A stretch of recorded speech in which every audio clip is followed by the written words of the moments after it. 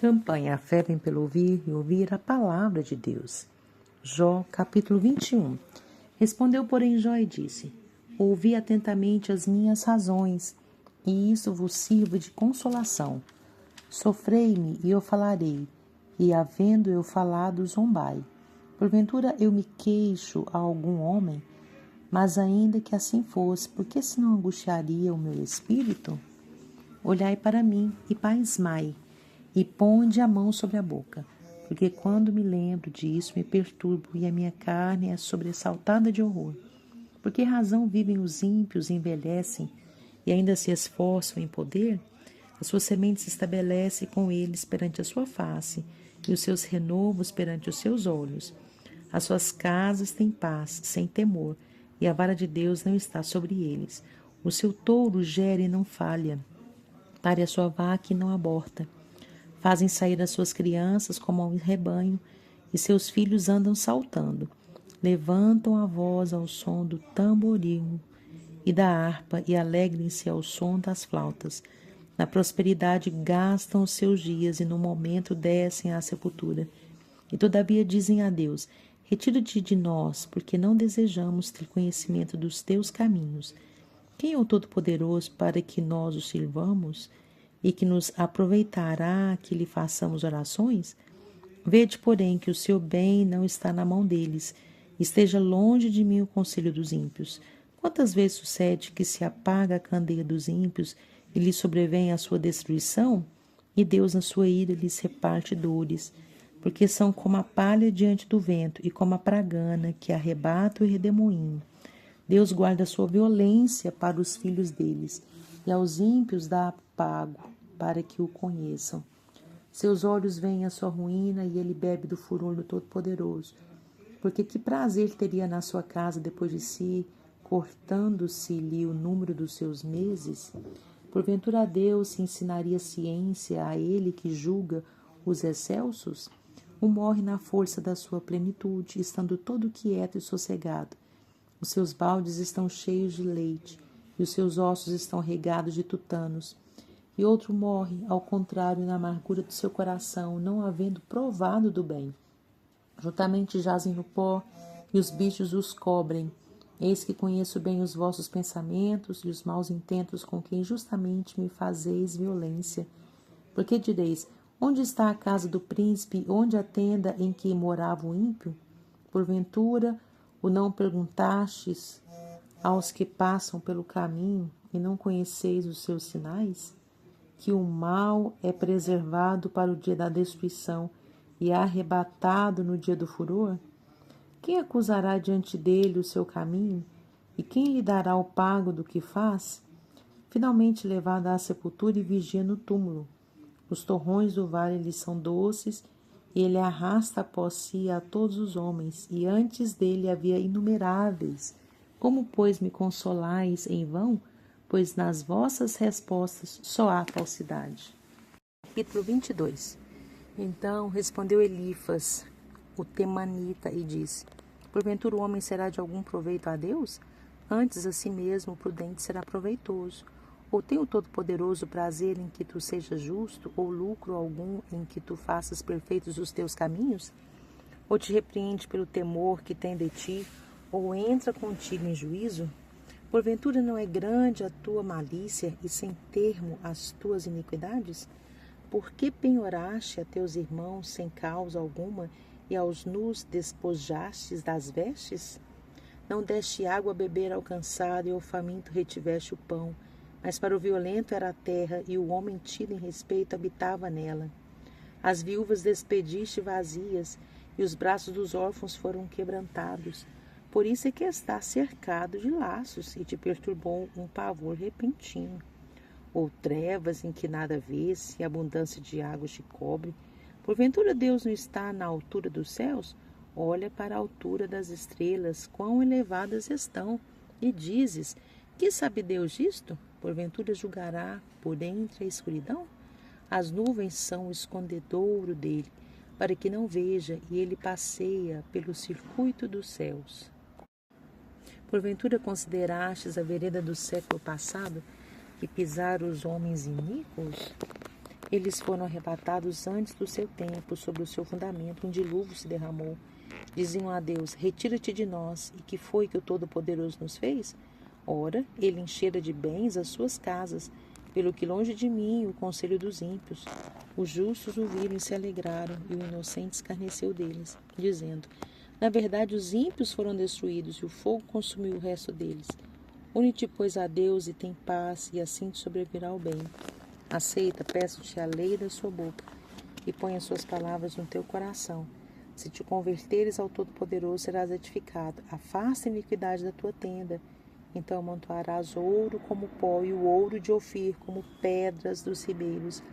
E até o Todo-Poderoso te será por ouro e por prata amontoada, porque então te deleitarás no Todo-Poderoso, levantarás o teu rosto para Deus. Tu orarás a Ele, e Ele te ouvirá, e pagarás os teus votos. Determinando tu algum negócio, se-te-á firme, e a luz brilhará em teus caminhos. Quando te abaterem, então tu dirás: haja exaltação, e Deus salvará o humilde, e livrará até o que não é inocente. Sim, ele será libertado pela pureza de tuas mãos. Capítulo 23. Respondeu, porém, Jó e disse: ainda hoje a minha queixa está em amargura, a violência da minha praga mais se agrava do que o meu gemido. Ah, se eu soubesse que eu poderia achar, então me chegaria ao seu tribunal. Com boa ordem exporia ante ele a minha causa, e a minha boca encheria de argumentos. Saberia as palavras com que ele me responderia, e entenderia o que me dissesse. Porventura, segundo a grandeza de seu poder, contenderia comigo? Não, antes cuidaria de mim. Ali o reto pleitearia com ele, e eu me livraria para sempre do meu juiz. Eis que se me adianto, ali não está, se torno para trás, não o percebo. Se opera a mão esquerda, não o vejo, encobre-se a mão direita e não o diviso. Mas ele sabe o meu caminho, prove-me e sairei como o ouro. Nas suas pisadas os meus pés se afirmaram. Guardei o seu caminho e não me desviei dele. Do preceito de seus lábios nunca me apartei, e as palavras da sua boca prezei, mais do que o meu alimento. Mas se ele está contra alguém, quem então a desviará? O que a sua alma quiser, desfará. Porque cumprirá o que está ordenado a meu respeito, e muitas coisas como essas ainda tem consigo.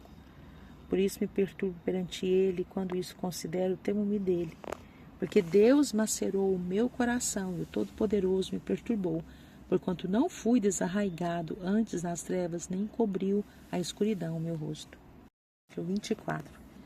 Visto que do Todo-Poderoso se não encobriram os tempos, por que não veem os seus dias os que o conhecem?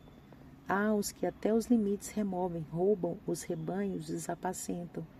Levam o jumento do órfão, tomam em penhor o boi da viúva, desviam do caminho os necessitados, e os miseráveis da terra juntos se escondem. Eis que, como jumentos monteses no deserto, saem à sua obra, madrugando para a presa, o campo raso dá mantimento a eles e aos seus filhos. No campo cega o seu pasto, e o vendimam a vinha do ímpio. Ao nu fazem passar a noite sem roupa, não tendo ele coberta contra o frio. Pelas correntes das montanhas são molhados, e não tendo refúgio, abraçam-se com as rochas. Ao órfãozinho arrancam do peito, e aceitam o penhor do pobre. Fazem com que os nus vão se vestir, e aos famintos tiram as espigas. Dentro dos seus muros fazem o azeite. Pisam os lagares e ainda têm sede. Desde a cidade gemem aos homens, e a alma dos feridos clama. E contudo Deus lhe não imputa como loucura. Eles estão entre os que se opõem à luz, não conhecem os seus caminhos e não permanecem nas suas veredas. De madrugada se levanta o homicida, mata o pobre e necessitado, e de noite é como ladrão. Assim como os órfãos do adúltero aguardam o crepúsculo, dizendo: não me verá olho nenhum, e oculta o rosto. Nas trevas minam as casas que de dia assinalaram. Não conhecem a luz, porque amanhã para todos eles é como sombra de morte, porque sendo conhecidos sentem os pavores da sombra da morte. São ligeiros sobre a face das águas, maldita é a sua porção sobre a terra. Não voltam pelo caminho das vinhas. A secura e o calor desfazem as águas da neve. Assim desfará a sepultura aos que pecaram. Amado se esquecerá deles. Os vermes os comerão gostosamente, nunca mais haverá lembrança deles. A iniquidade se quebrará como a árvore. Aflige a estéril que não dá à luz e a viúva não fazem bem. Até os poderosos arrastam com a sua força, se eles se levantam, não há vida segura. Se Deus lhes dá descanso, estribam-se nisso, seus olhos, porém, estão nos caminhos deles. Por um pouco se alçam e logo desaparecem, são abatidos, encerrados, como todos os outros, e cortados como as pontas das espigas. Se agora não é assim, quem me desmentirá e desfará as minhas razões? Capítulo 25. Então respondeu Bildade, o suíta, e disse: Com ele estão domínio e temor, ele faz paz nas suas alturas. Porventura tem número os seus exércitos, e para quem não se levanta a sua luz? Como, pois, seria justo o homem perante Deus, e como seria puro aquele que nasce da mulher? Olha, até a lua não resplandece, as estrelas não são puras aos seus olhos, e quanto menos o homem, que é um verme, e o filho do homem, que é um bicho. Capítulo 26. Jó, porém, respondeu e disse: Como ajudaste aquele que não tinha força, e sustentaste o braço que não tinha vigor? Como aconselhaste aquele que não tinha sabedoria, e plenamente lhe fizeste saber a causa, assim como era? Para quem proferiste palavras, e de quem é o Espírito que saiu de ti? Os mortos tremem debaixo das águas com os seus moradores. O inferno está nu perante ele, e não há coberta para a perdição. O norte estende sobre o vazio, suspende a terra sobre o nada. Prende as águas em densas nuvens, e a nuvem não se rasga debaixo delas. Encobre a face do seu trono, e sobre ela estende a sua nuvem. Marcou um limite à superfície das águas em redor, até os confins da luz e das trevas. As colunas do céu tremem e se espantam da sua ameaça. Com a sua força fende o mar, e com seu entendimento abate a sua soberba. Pelo seu espírito ornou os céus, a sua mão formou a serpente enroscadiça. Eis que isso são apenas as orlas dos seus caminhos, e quão pouco é o que temos ouvido dele. Quem, pois, entenderia o trovão do seu poder? Capítulo 27. E prosseguindo Jó em sua parábola, disse: Vive Deus que desviou a minha causa, e o Todo-Poderoso que amargurou a minha alma.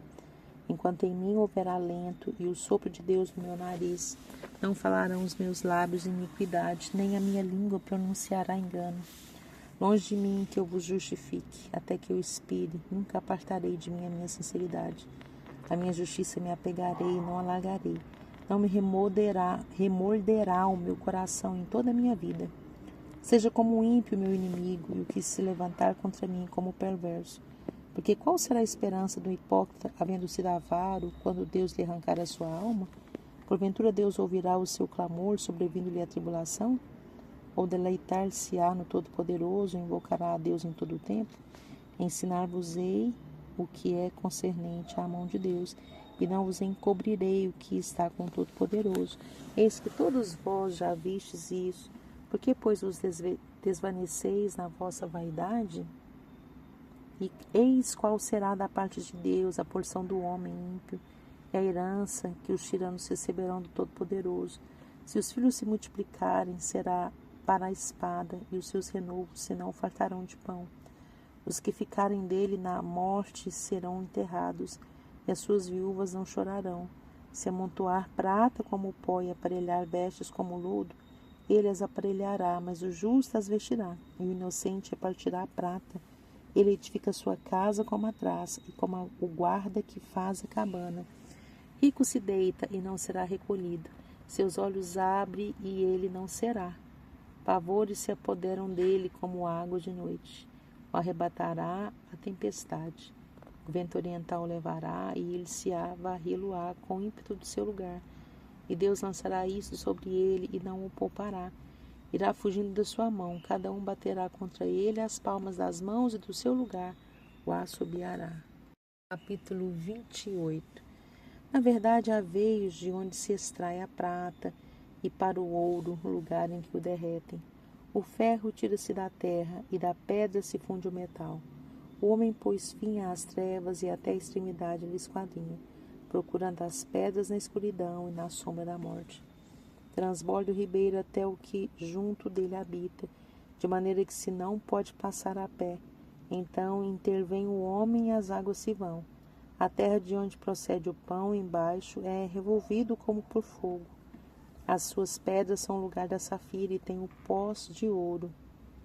Essa vereda ignora a ave de rapina e não a viram os olhos da gralha. Nunca pisaram filhos de animais altivos, nem o feroz leão passou por ela.